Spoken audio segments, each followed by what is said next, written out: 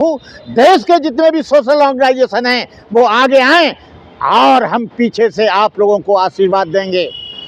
मैं अभी तक झंडा लेकर, डंडा लेकर, कभी आंदोलन में कोई नाम देकर, कोई अध्यक्ष बनकर मैं नहीं गया, लेकिन बौद्ध धर्म को गाजर मूली समझ लिया है। आज चीवर उतरता है, कल पहन ले जाते हैं। गुरु मना करता है मेरा शिष्य नहीं है। लोग जेल चले जाते हैं, लेकिन जेल से आने के बाद उनके चीवर की मर्यादा समाप्त हो जाती है। लेकिन हमारे लोग इतने इमोशनल हैं, हमारे लोग इतने भावुक हैं कि उसने चीवर देखा, समझे भगवान बुद्ध आए, चिकनी चिपड़ी बात बनाई, शब्द जाल में उनको फंसाया, और वो लोग सोचते हैं कि ये भगवान बुद्ध आ गए, ये अंतिम सांस तक लड़ेंगे। ये आंदोलन केवल भारत में नहीं, अरुणाचल में चल रहा है, मिजोरम में चल रहा है, मेघालय में चल रहा है, त्रिपुरा में चल रहा है, आपके भूटान में चल रहा है, लेह लद्दाख में चल रहा है। सारी दुनिया में आंदोलन फैल गया है। गवर्नमेंट घबरा रही है। क्या इस तरह से जो आंदोलन बोध गया का चल रहा है लगातार काफी दिन हो गए, लेकिन कोई स्थिति परिवर्तित होती दिखाई नहीं दे रही है। बुद्ध गया का आंदोलन 1892 में अनागारिक धर्मपाल जी ने शुरू किया था। जब 100 वर्ष पूरे हुए आंदोलन के, तो 1992 में भदन सुरई ससाई, करुणाकर, भंते आनंद ने इसे शुरू किया। लेकिन दुर्भाग्य रहा, आंदोलन जब ऊंचाइयों पर पहुंचा तो आंदोलनकारियों ने बिहार गवर्नमेंट के साथ समझौता किया और वो उसमें मेंबर बन गए। सुरई ससाई जी माइनॉरिटीज़ के मेंबर बन गए गवर्नमेंट ऑफ इंडिया में। आंदोलन धराशायी हो गया। फिर ये आंदोलन 24 फरवरी 2024 को आकाश लामा ने और प्रज्ञाशील और तमाम देश के संगठनों ने फिर इस आंदोलन को चालू किया। आंदोलन अपनी गति से चल रहा था। आंदोलन में बहुत भीड़ भाड़ हो रही थी। आंदोलन में बहुत लोगों में जुनून था। लेकिन 13 मई को जो घटना हुई, उससे आंदोलन कुछ कमज़ोर हुआ। ये आंदोलन वैसे भिक्षुओं को इसका नेतृत्व नहीं करना चाहिए, क्योंकि अभी देश के सबसे बड़े भंते ज्ञान ज्योति जो चंद्रपुर में रहते हैं, उन्होंने भी कहा कि चीवर की मर्यादा नेतृत्व करने में कभी कभी आड़े आती है और चीवर की मर्यादा का ध्यान नहीं रहता है। उनका अपनी वाणी पर ध्यान नहीं रहता है, मन पर ध्यान नहीं रहता है, शील पर ध्यान नहीं रहता है, विनय पर ध्यान नहीं रहता है। तो अनागारिक धर्मपाल भी देवमित्र नाम से जाने जाते थे और उनको उनके गुरु ने कहा कि तुम चीवर पहनकर आंदोलन नहीं कर सकते। उन्होंने चीवर उतारा, अनागारिक बने, फिर उन्होंने आंदोलन चलाया। लेकिन आज क्या हो रहा है? भिक्षु चीवर भी पहन रहा है, भिक्षु जेल भी जा रहा है। जेल जाने के बाद दीक्षा खत्म हो जाती है। ये भगवान बुद्ध का जो विनय पिटक है उसमें नियम है कि फिर वो दोबारा दीक्षा लेगा, फिर वो अपना गुरु बनाएगा, फिर दोबारा। लेकिन आंदोलन का नेतृत्व भिक्षु नेता की तरह, एक जुमलेबाजों की तरह नहीं कर सकता। ये जो चीवर है, ये 10 पारमिताओं का है। दान, शील, निष्क्रमय, प्रज्ञा, वीर, शांत, सत्य, अधिष्ठान, मैत्री, उपेक्षा। उसके 7 अष्टांगिक मार्ग का है ये। सम्यक दृष्टि, सम्यक संकल्प, सम्यक वाणी, सम्यक आजीविका, सम्यक कर्मांत, सम्यक व्यायाम, सम्यक स्मृति, सम्यक समाधि। भिक्षु यदि थोड़ा सा भी कठोर बोल गया तो भिक्षु का नियम और शील सब भंग हो जाता है। लेकिन मैं देख रहा हूं आकाश लामा चला रहा है, ठीक है। भारतीय बौद्ध महासभा चलाए, वो भी ठीक है। समता सैनिक दल चलाए, वो भी ठीक है।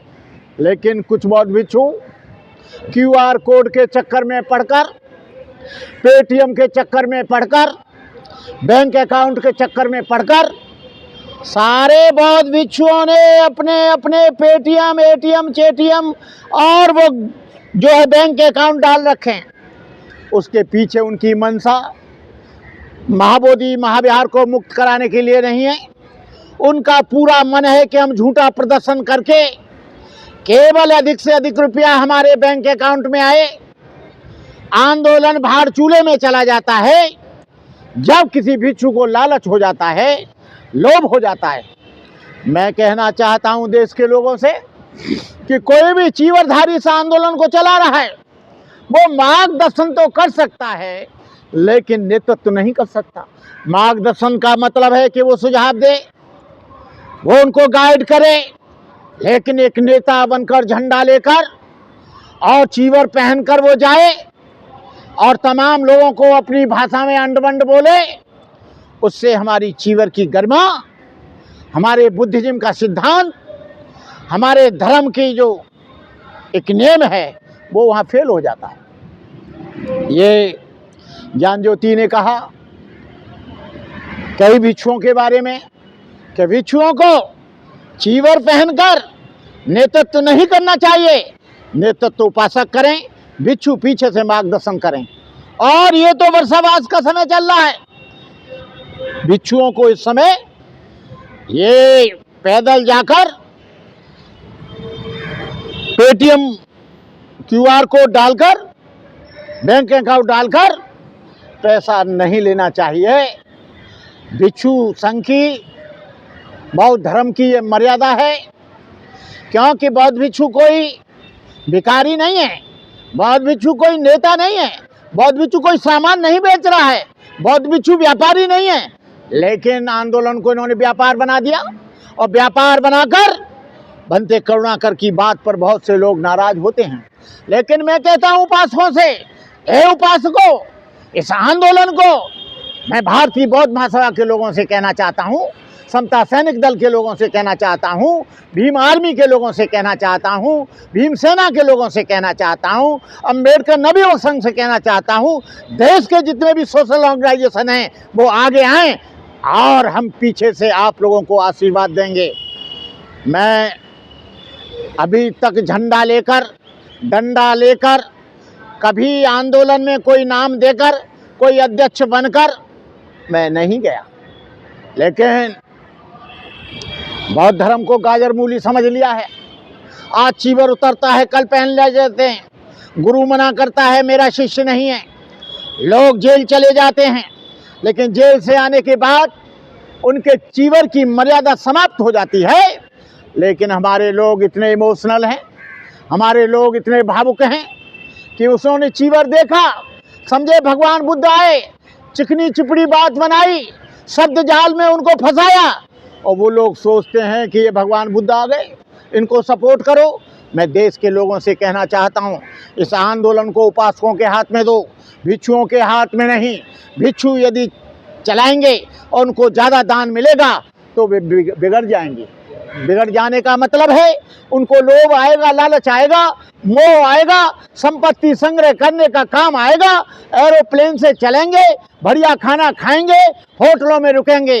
हे मेरे देश के वासियों, आप लोग अपने आप आओ, अपने आप खाओ, अपने आप झंडा लाओ, अपने आप खाना खाओ, अपने आप अपने पैरों के बल पर बुद्ध गया की धरती को मुक्त कराने के लिए आप लोग आइए और भिक्षु संघ का पूरा आशीर्वाद आपको मिलेगा। और भिक्षु यदि कोई भी इसका नेतृत्व करता है तो आपको उसको नकारना पड़ेगा, आपको उसे इग्नोर करना पड़ेगा, आप उसको खाना मत दीजिए, आप उसे पैसा मत दीजिए, आप उसे भोजन मत दीजिए, क्योंकि ये भिक्षुओं का काम नहीं है, ये भिक्षु संघ का काम नहीं है, ये उपासकों का काम है। उपासक लोग इसको करें और हमारी शुभकामनाएं कि आंदोलन आगे बढ़े और महाबोधि महाविहार मुक्त हो। लेकिन जब आंदोलन अगर ऐसे गति से चल रहा है तब तो कोई असर पड़ नहीं रहा है। आप जब कह रहे हैं कि उपासकों के हाथ में दे दिया जाए तो सरकार तो वहाँ सुन नहीं रही है ना। वो देखिए, सरकार सुने ना सुने, लेकिन 1949 एक्ट को, महाबोधि महाविहार के काले कानून को सारी दुनिया जान रही है। पहले इतना नहीं जानी थी, लेकिन आपके सोशल मीडिया के माध्यम से पूरी दुनिया देश का कोना कोना जाग गया है। हम नहीं चाहते कि ये जल्दी करें, हम इनको नंगा करते रहेंगे।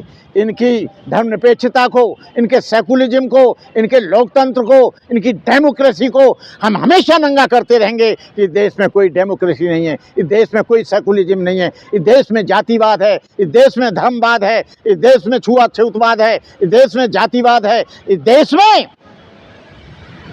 जो बौद्ध और ईसाई और मुस्लिम हैं उनको कुचलने का इनका इरादा है। ये लोग स्वतंत्र करें ना करें, हम उसकी लड़ाई जीवन के अंतिम सांस तक लड़ेंगे।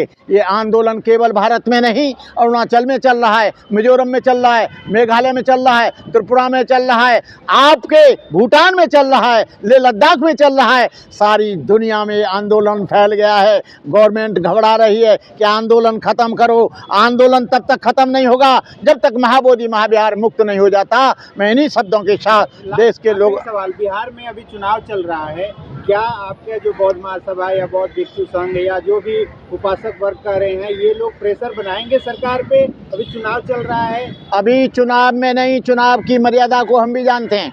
चुनाव की मर्यादा का हम पालन कर रहे हैं, क्योंकि वहाँ पर पूरा अधिनियम लागू हो गया है चुनाव का।